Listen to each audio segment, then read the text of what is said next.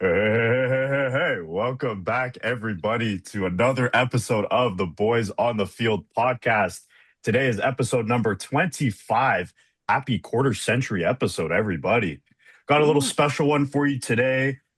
Not so, like, we'll get into a little bit of TFC, but mainly it's just going to be a World Cup episode breaking down the quarterfinals. I'm going to be your host today, Anthony Big Tones Lanchoni, joined by my amazing co hosts, Anthony Santia, Ethan Gabor, and Ben Griffith. Lads, how are we today? I'm great, as you can tell. I'm great. Uh, Come yeah, on, England. been a lot of fun. Weird that not having some games. It's gonna be 3 days that we don't have games.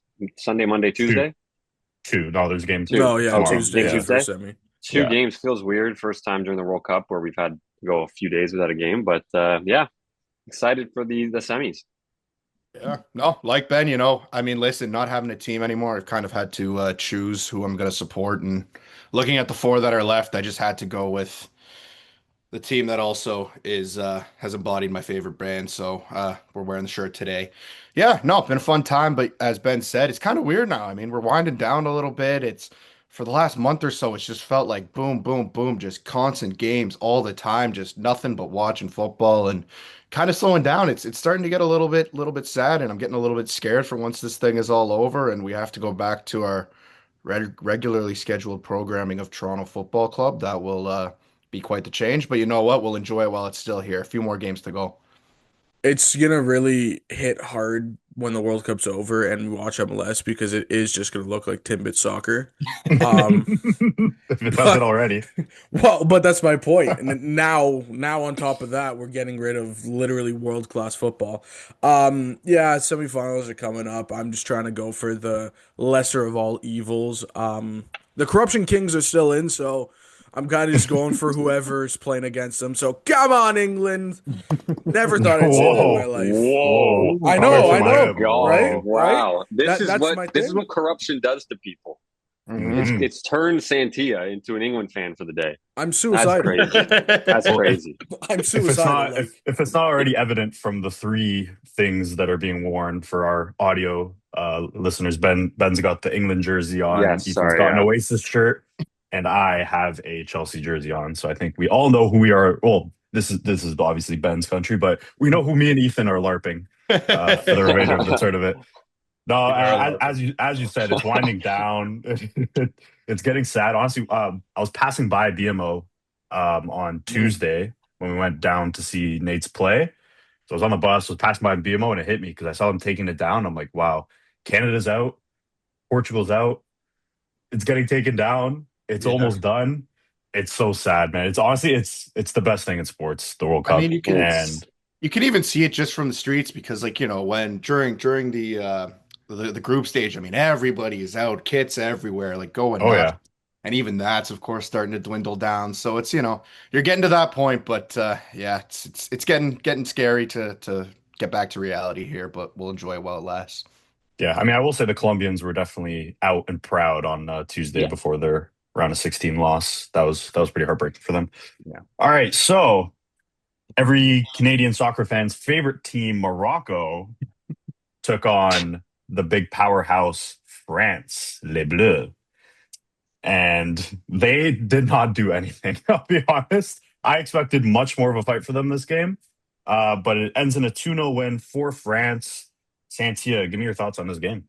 yeah, I was at work for this game as that's going to be a common theme for me for, just life sucks, but it is what it is. I mean, France, the powerhouses, as you said, the high scoring team in the World Cup, not even close. I do think this kind of does just show the levels of where countries are actually, because I believe Morocco's ranked seventh in the world and France is second, right? So it's like you're seeing or third, sorry. So even closer. So you're seeing the jump between seventh and fourth. Um, Morocco, phenomenal team, pieced up Canada, whatever. But just I don't know if maybe Canada took out a lot more out of them than they had expected because obviously I do think that they underestimated Canada. Maybe because of that, they kind of took the France game more light, or they knew that they were going to be the underdogs in it. But I mean, it's Mbappe, it's Dembele, it's Olise. Like there's not really much you can do. You defend one, the other two are open. They're just gonna kill you. Just a matter of time. Now, I could only picture how Canada would have fared if they somehow managed to squeak by Morocco and play this game. Ethan, how do you think that would have went? I mean, listen, France right now is the best team in the world. I don't think there's much of a debate on that. They've been probably the most consistent team this entire World Cup, in my opinion, at least. They have who is probably arguably the best player in the World Cup, and Mbappe. I mean, he did miss a pen, and that was quite the pen. One of the weirdest pens I've really ever seen. But yeah, he did miss that, but obviously made up for it.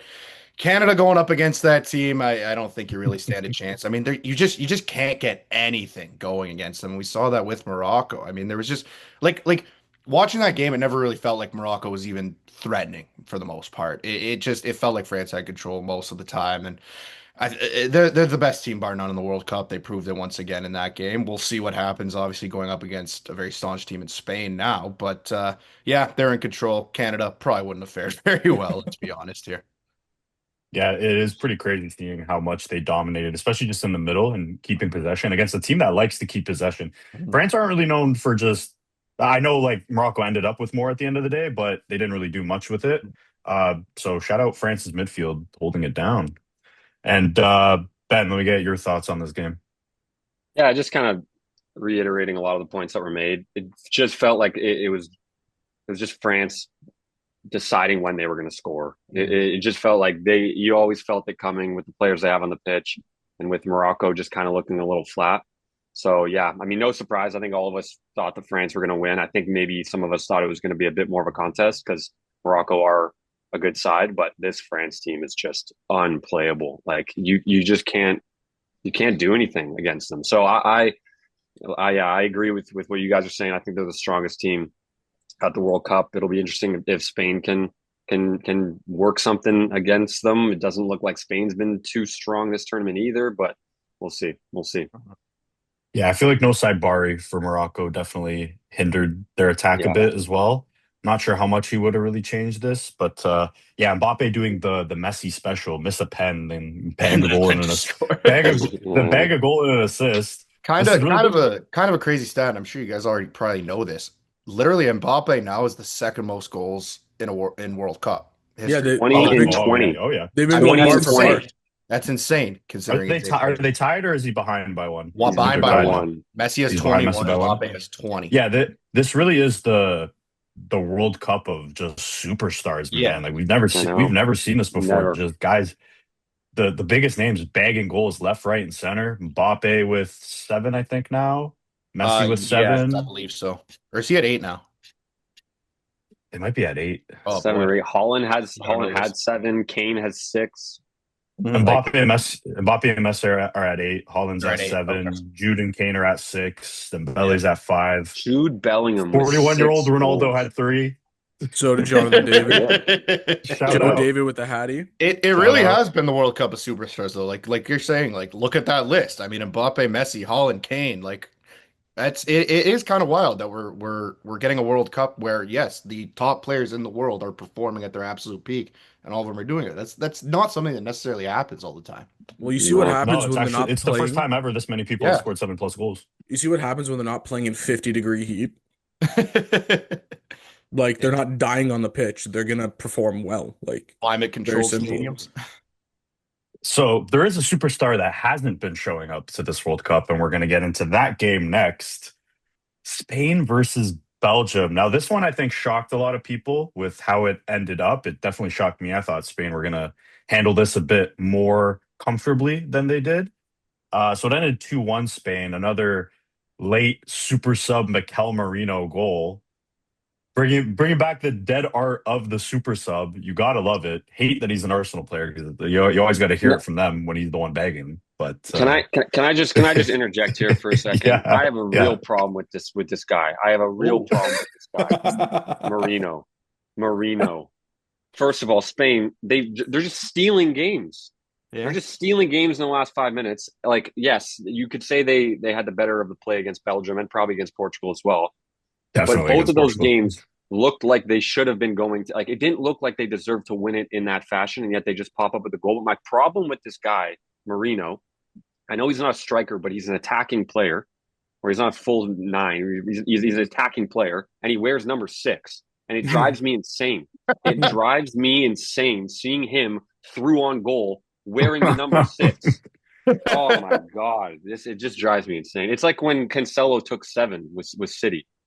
You're a left Oh back. yeah, You're a left yeah. back. What are you doing? What are you What are you doing? doing? What are you doing? Game's gone. The game's gone. Game's Game's so gone. gone. Game's Game's so so gone. gone. Oh my God. But yeah, No. Yamal somehow stealing man of the match this game. I guess there wasn't really anyone better to give it to. To be fair, I thought he had a fine game outside of end product. Like he did kind of create the first goal because he's the one that got the ball in. I can't remember who shot it, but then Fabian Ruiz put the ball back in. Another funny thing, Pedri gets dropped. Fabian Ruiz comes in and he scores. Mhm. Not the greatest look for Surprise Pedri. stars. I know Yeah. Barca fans are gonna not like that. They've been hard on his defense there. Uh, something big that happened in this game was the Courtois injury. I feel Oh, like yeah, that's just that was rough. I yeah, want your That's guys' that's opinions on that's that. really rough. Like this game, I mean, that obviously in that goal, I mean, like, does this game look different if Courtois doesn't get injured? Yeah, I mean, 100%. maybe. Like, Yeah, I yeah, mean, 1000%, right? especially. I mean, so you just that goal alone. I mean, I'll take it over. I'm the United fan, so Yeah. I'll come to Sen's defense here. But just what a rough go for him. His fourth cap for Belgium, third or fourth cap for Belgium. His first minutes at this World Cup. He replaces one of, if not the best keeper in the world, and he has to come in just as cold as can be. And that first shot takes the bounce right before it gets to him. Oh my god, that's so rough. That is so rough.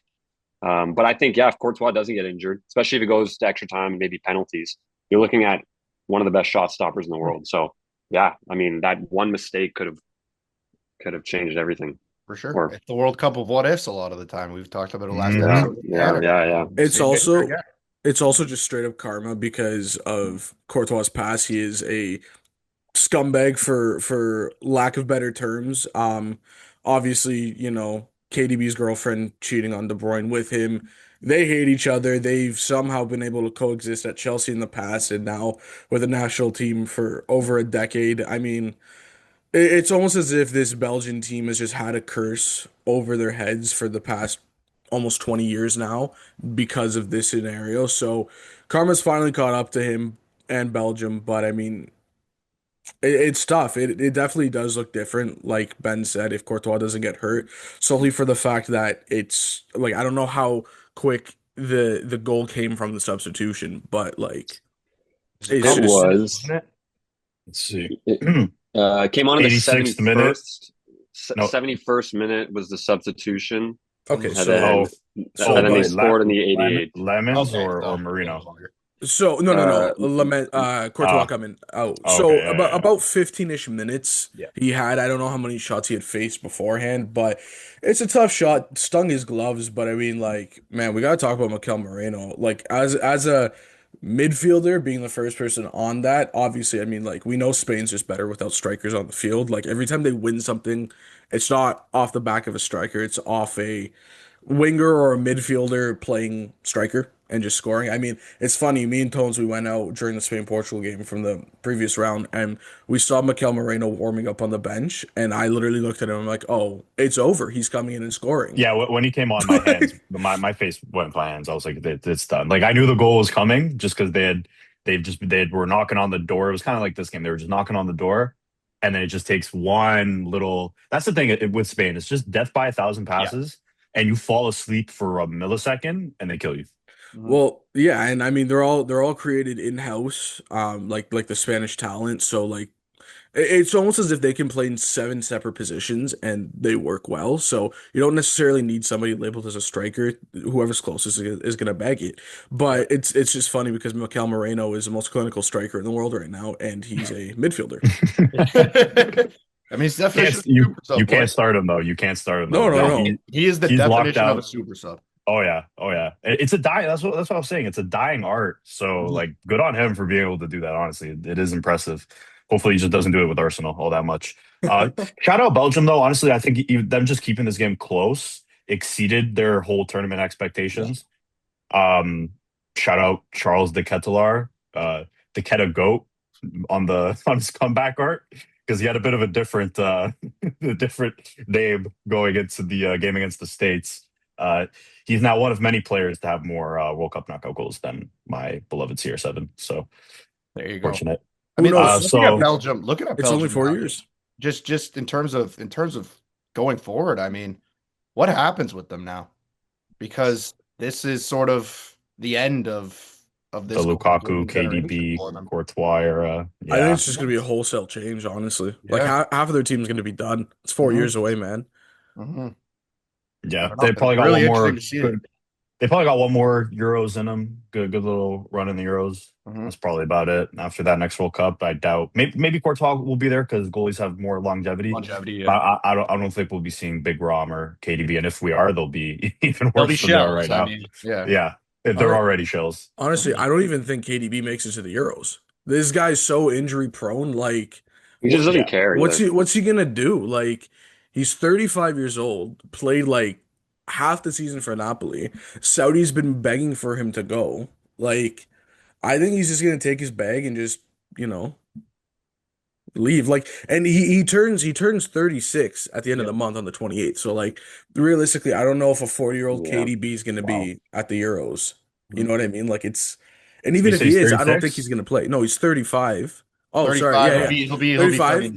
Whatever. 36 in a couple So it'd be weeks. like Yeah. So he'll be 38 by the next 39. Euros. Yeah. yeah, still, I don't think he's gonna be productive. Yeah. Well, taking it to our favorite country, England. Big. This was probably. I think this was probably the most anticipated. Yeah. Well, maybe France, Morocco, but besides that, this was the most anticipated quarterfinal. Mhm. England versus Room, the big bad Vikings from Norway. Very old rivalry here, not footy related. The Anglo-Saxons versus the Vikings. I watch a lot of Viking shows, so that was funny for that was fun. All the memes, all the AI memes of this Yeah. matchup was very funny to me. And it did not disappoint, honestly. This was a banger of a game. Mhm. Uh, it was very just high octane attacking footy. It was everything that I expected to be. But I want to hear from the Englishman himself of this group, Ben. I know your heart was just in your mouth this entire game. I mean, yeah, it's been kind of the theme, like even against Congo was kind of similar. It was even earlier with Congo, but against Congo it was very similar as well, where you get scored on and you just start to think like is this it? Like because without Jude and Kane, really, this tournament, England haven't had anyone that stepped up, and you can only rely on them so much. So at some point, you do think to yourself, like, are we gonna get dragged out of this again? And thankfully, we were. Jude, what a player, what a game! Not only getting the 2 goals, but he had to play on a bit of a tightrope there. If he had gotten a yellow card, he would have missed the semifinal. It's been Surprised he cleared now. didn't. So, hey, for your sake, for corruption's sake, for football's sake, you should be happy he did. Well, that's what I'm Uh, saying. because yeah, that would have been a big blow if he did get a yellow and England did win. But yeah, what a player, unbelievable. 93rd minute just feels like he is inevitable. He's got that Ronaldo inevitability to him in these tournaments for England. He's already starting to. I think him and Kane have already started to be put their whether they go on to actually win the trophy or not. I think they've put their name on the list of like best English players at tournaments at least that we've seen since they've won in '66 at least. So yeah, nerve wracking game. I was scared that Holland was going to pop up. I was shocked that he got taken off at extra time at halftime of extra time. I think he probably was dealing with some heat stroke or something. But yeah, he had a quiet game, and England are on to the next round. There's not much more to be said. Go on, Jude. Hey, Hey, Jude. I yell that every time he scores. Like he scores, I just start yelling, I "Hey, mean, it's Jude!" perfect. It's perfect. Man, he just pops up. He just He pops up with just goals. It, He's it's been it's incredible. it's been so fun to watch. Honestly, this England team is probably like one of the most resilient ones Mhm. that I've seen since yeah, I've that's a good started word. watching since Yeah, I've started watching the sport because it's like it's been a tough path. Like Congo are not a team to be no, trifled yeah. with, man. Like they are super sound defensively, strong going Mexico at the forward. Mexico at the Mexico at Azteca as the well Azteca. is the I think the definition of resiliency. Yeah. Oh Oh, yeah, 100%. Just get like playing down a man for like almost a yeah. whole I half. mean, you look at this game just in and of itself. I mean, right before Jude's first goal, I mean, there was a wave of pressure from Norway right before that. And Oh Mhm. yeah, again, I mean, there were lots of moments where it looked like Norway's about to score. You get the VAR. I mean, like it's just there were a lot of things that could have gone wrong for them, and they stuck it out and obviously got to extra time. And then your boy just, unreal. yeah. Now The entire second half, Hmm. Norway was bringing it, man. I have a Yeah. question for you guys now. I don't know if you guys saw this post game. Tommy Tuchel was being interviewed, Yeah. and he Yes. was asked about the mentality in the group. First and foremost, he wasn't happy with the performance that the team put out. More than happy with the result, but not too happy with the performance. And then he was asked about mentality, and he said a bit angrily that that's not the issue. We can bottle this up. We had the great mentality. We just need to start playing a bit better. And then the next interview was Jude Bellingham. And Jude was asked kind of a similar question, and the interviewer added that your manager wasn't too happy with the result, and there was a bit of an inkling of like rolling your eyes at your Mhm. manager type thing, and then I think his exact response was something like, um, maybe he doesn't know what it's like to play out there in these conditions. Yeah. Da da da da da. Against so And and so.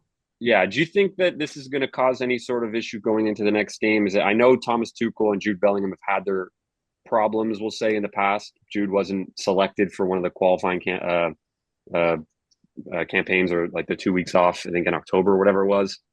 Do you think this is going to be an issue heading into the Argentina game? Do they have some stuff to figure out behind the scenes? It definitely could be. I'll say this. I didn't really like Tuchel's approach to that. I think that if you're going to, if you have issues with how your team played, especially in a win, like you can handle that a lot better than basically kind of putting your team almost on blast in the media. I think that that's something that you keep kind of inside the room. You can Mhm. say to media, oh, we got some things to fix up, things like that. But I think he handled it a bit poorly. And then yes, obviously Jude is going to be Jude. He has a personality. He's going to say what's on his mind. It could definitely be somewhat of an issue, but obviously when you're going, especially this deep into a major tournament, they are all professionals. At the end of the day, I think that they will figure it out. But it definitely is something to keep an eye on. I mean, it's whenever somebody goes in the media and starts blasting their own, it always is going to ruffle some feathers. I think the way you have to look at it is there's two main points. One, it's a quick turnaround. I mean, they played Saturday and they play Wednesday. So you have 3.5, 4 days to really figure it out. And the other thing too that I think a lot of people are slightly overlooking is just the enemy of your enemy is your friend. I mean, like I know you as like I know Tuchel and Jude might not like each other, but everybody in the world, not just English fans, everybody in the world wants you to beat Argentina. You have to put your crap aside, and not even because it's Argentina. It's the semifinals of the World Cup. You guys haven't won since the 60s. You are 2 wins away from doing something that an entire generation, let alone hasn't done, hasn't seen. So you need to put whatever little like things you don't like about each other aside. I mean, they've got through multiple hurdles. They've jumped over multiple hurdles. Norway was a big one. The barrier for the field was a big one at the Azteca. Jordan Henderson struggled to get over that one and snapped his arm. So you kind of just have to put everything aside and go in against Argentina, just thinking about the game. Also, I will say they got very lucky. Pickford did cover his mouth at one point with the new dumbass rule. Yeah. Should have been sent Or off. did he? Number two Yeah, covered his yeah. mouth. It was out to the Well, Um, I gut. mean, every Argentina player covers their oh, mouth when they talk. 100%. It's But ridiculous. it is ridiculous. But I mean, Gianni Infantino wants this stupid rule to be called, and they missed it again. I mean, they There missed it. is one more controversy I got to bring up in this game. Oh, for the goal? Yeah, on that Yeah. first England goal, the Oh yeah, ball appeared to have hit the spider cam Yes. wire and dipped yeah. down. Another corruption here from FIFA. Did you hear they said it clearly hit something, right? We all saw it. It clearly hit something. And they said that there was no peak in the ball, in Yeah, the yeah, chip in the in like the ball. false sensors or wwhatever. But What are we why was doing when we're but why trusting The was like there no Croatia player, it touched his hair and there hair was and and you it saw the sensed it? peak. But I don't know about that And one. also, like, I'm sorry, there's like the eye test still works. Like, we don't have to rely entirely on these like computers Like, and data and whatever. Like, you can clearly see the thing hit it. Like, yeah, just trust your eyes. like you can't tell me I- I'm like I'm still waiting to see like a proper like HD zoom in, or if they're just not going to show us. But You're not like gonna find one. you're telling me the VAR no. room didn't have that at I all? I I'm would love sure to they To see did. look I'm at? sure they didn't want to share it.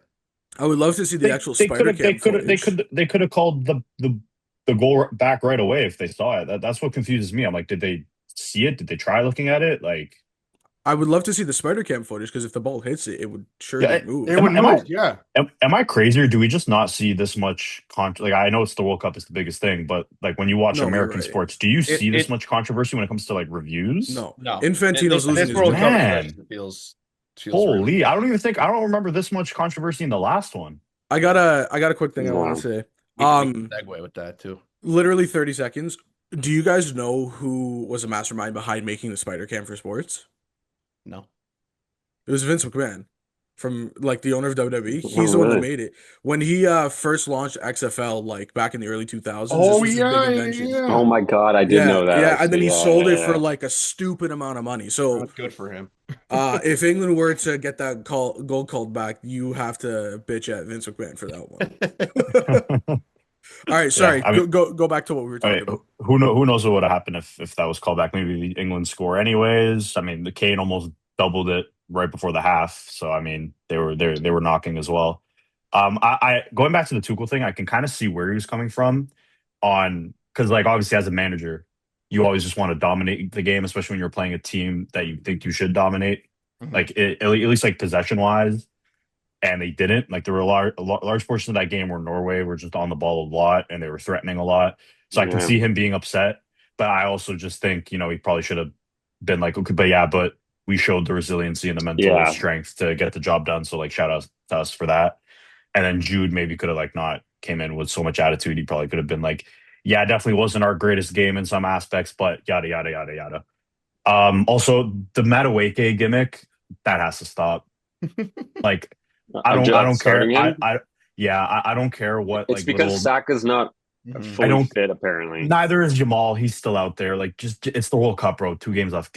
Get your butt on the field, I bro. think Like now, I think now we see Saka start. Come on, yeah. I can't watch like Zlatan was ripping him at halftime. I don't know if you guys I saw that. know. I saw Oh my that. god. Because as I know, this guy stinks. I don't even know why he's there. He's genuinely a horrible He's a player. Premier Like League honestly, champion. I couldn't tell you why he was even in the squad, but he has had his good moments in some of the games. But yeah, like you just tell the difference when Saka I comes have on. outside of the first game, I haven't seen him like do Yeah, first anything. game he was good. Or this, I think the switch. What game was it? I can't remember what game. It was a Congo game. He had one good game where it was like, okay, yeah, that was a good shift. But yeah, I think Saka should be starting. Definitely. Fair points. Well, the opponents, everyone's favorite team, Argentina, 3-1 extra time win over the Swiss. Yeah, you need a villain. Every good story needs a villain. You do. And it's funny because last World Cup, France were the villains and Argentina were the good Yes. guys. I know, yeah, I know, yeah. No, the that switch is amazing. I know because including me, I'm a Ronaldo guy. Mhm. I liked seeing Messi win the World Cup. I thought it was great for the sport. Same. Nah. Now, I still love Messi, but the team, the country, the fans throwing stuff at people. I Yeah. haven't seen that from any other They're fan group in this maniacs. World Cup. I feel like Man. the turn happened in Copa. Well, for Yeah. North America because we saw it. I've never liked Argentina. I've seen this crap from 10 years ago that they were playing this way. It's just it was the beginning of Messi's career. He didn't have the pull that he has now. Yo, I've never seen a country at the World Cup become investigated by the FBI. What are we doing? What are we doing? For money Infantino's losing his laundering. job. Infantino's losing his job. There is no damn way we're going into another major FIFA tournament with this guy at the helm because of all this crap. Well, I don't know if you guys have heard about this, but I believe he's up for election next year. He's And cooked. Didier Deschamps, apparently, after leaving the French team after this World Cup, apparently is going to try and run for that position. So we might Can I we bet might see on a France change. 2030 now? Yeah, so we get those bets in early. I mean, this is the Uh, thing, man. If he's just making a money hand over fist, nobody cares. That's the thing. And he's Well, got a lot of the smaller nations on his side as well because he's got them into this World Cup and expanded, and he's got the Middle East on his side. So it's going to be interesting. But I will yeah, kill with of myself. course we have to have a World Cup in Saudi Arabia, and it's going to be in the winter Yeah. again. Oh, Gotta, I gotta, hated and of that course, circumventing the rules to get them that World Cup. You know, yeah, because honestly, I loved the last World Cup, like as an actual tournament. I but in hated the November, time of the year. like Oh you, God, you It can't be felt doing like weird. I November, was in the man. middle. I was in uni. Like I was in the middle of first semester. I was out here like Yeah, skipping so much work to just watch yeah. these I I was games. walking to bars in yeah. the snow to go watch these I games. shouldn't be Like, it celebrating doesn't my feel right. birthday. I shouldn't be celebrating my birthday while watching a World Cup game between Japan and Argentina. What are we doing? Mhm. So this was actually a game going in where I thought because this Argentina team, uh, Ethan will get this, reminds me of the Chiefs from 2 years ago. Yeah, 100%. Just Great analogy. just not playing all that. Like you would expect them to play better than they are, but they're not. But they're just somehow scraping these wins via Great black analogy. magic. It's Like voodoo. It's voodoo magic. Like I'm genuinely it's just like exactly the same, I'm dude. I'm genuinely appalled. And like you can shout corruption if you want. There's definitely a lot of things that have gone in their favor. I don't really think this game was an example of it. I don't think there was anything like super No. atrocious where it was like, yeah, like you missed that. Like obviously there's gonna be like little calls here and there that don't get called in the games, but I also think that's just like a big team thing where the big team usually just kind of gets the little calls their way. I will say though, it's just very ironic with the Embolo yellow, Yeah. second yellow to get sent off. I was saying this off pod before. The only reason it actually got looked at was because he gave Paredes the yellow card. Yes. This team averages 22 fouls per yellow card. It's The actually insane. entire game, I What's was what's just the like, average? Like 7? England, I think it's 7. They have the lowest of the teams remaining. Yo, but like think about that. Each player on the field can foul twice before someone gets a Yeah. yellow. Like that's insane. So What? like there's certain like fouls that I'm seeing where I'm just like, that's a yellow. And they don't get it. And then when they finally do get the yellow, it actually goes in their favor because Embolo It's with his just yeah, one of and the worst dives I've ever seen in my life. the reaction of the because it was a terrible dive, Yeah. Oh and my God. he was a yellow and he was on a Mhm. yellow, so it does make sense. But the reaction of the Swiss players when the Yeah. red card comes out, they're all like, "Oh my God, this is rigged. This is so No, I mean it's Till exactly they see it, exactly till how they all the see it fans would on have the camera after. reacted Till to they see it that. on the camera yeah." after, then they'll be Yeah. like, oh, okay. Yeah. Sorry, and before we move on from Argentina and rigging and the FBI probe and all that stuff, I don't know if you guys have read about any of this, but Yeah. apparently, they signed off like a week before or a Nine few days weeks before. before, 9 days 9 days before the before final. the World Cup final in 2022. They signed off on a deal to give 30% of their winnings to a shell company Yeah. in the Caribbean somewhere that has Mhm. nothing to do with soccer. Yeah. And when they did win, FIFA directly sent that money to the shell company and not to the Argentine Federation. So And I don't know how true that is or what that means, but that is a little weird. There's a lot going on here, and there just will be to more that is revealed. just to add on to that point, the company is called Tour Prod Enter. That company is located in Miami. Oh, So okay. when I read that, I was Who plays in curious. Miami? That's my point. He plays in Miami. I was There's wondering. no Oh, way, I was man. wondering if they have something with Inter Miami. Well, allegedly, possibly, potentially, allegedly. You can't sue me. I said allegedly 7 times. Um, I don't tripping with know. everything I don't now. know. Kawhi Leonard-esque over here, eh? And Uh-oh. the other thing too is the place where that company's supposed to be located, they vacated and there's another company sitting there now. They won't answer to the FBI. Gianni Infantino, nobody from FIFA, nobody from the AFA, which is the Argentine Football Association, will answer on this, and these guys have pretty much just gone dark.